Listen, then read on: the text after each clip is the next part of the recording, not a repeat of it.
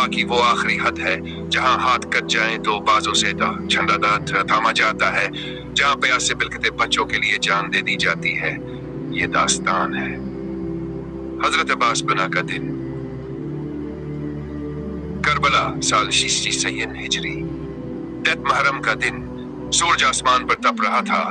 खेमे में प्यास से तड़पती हुई बीबी सकीना और बच्चे उधर दुश्मनों ने फरात पर पहरा बैठा रखा था।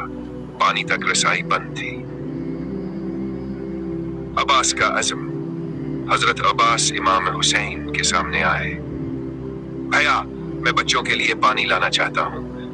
मैं लड़ने नहीं जा रहा, सिर्फ मशकीज़ा भर के वापस आऊंगा। इमाम ने अश्क भरी आंखों से इजाजत दी और फरमाया, अब्बास, अगर जा रहे हो तो इल्म भी तुम्हारे साथ जाएगा। अब्बास इल्म उठाए, घोड़े पर सवार होकर दुश्मनों की सफों को चीरते हुए नहर फरात तक पहुंच गए।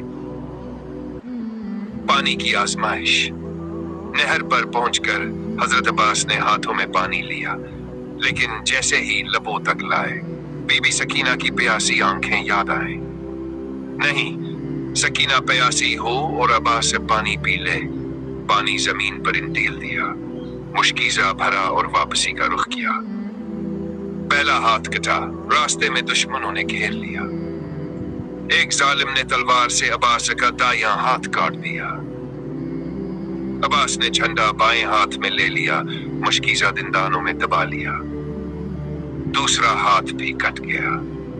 अभी थोड़ा ही आगे बढ़े थे कि दूसरे जालिम ने बायां हाथ भी काट दिया। अब हजरत अब्बास ना इल्म थाम सकते थे ना तलवार, मगर मशकीजा दिंदानों में पकड़े घोड़े को एड़ लगाकर खैमों की तरफ बढ़ते रहे। नेजा और गुर्ज का वार। दुश्मन ने नहर के किनारे छपकर घात लगाई थी। एक नीजा हजरत अब्बास की आंख में प्यूस्त हो गया, फिर एक लोहे का गर्ज उनके सर पर मारा गया। हजरत अब्बास घोड़े से जमीन पर गिरे। आखिरी अल्फाज जमीन पर गिरते ही आवाज दी, या खा अदर का खाक। अपने भाई को संभालिए। इमाम हुसैन दौड़े आए।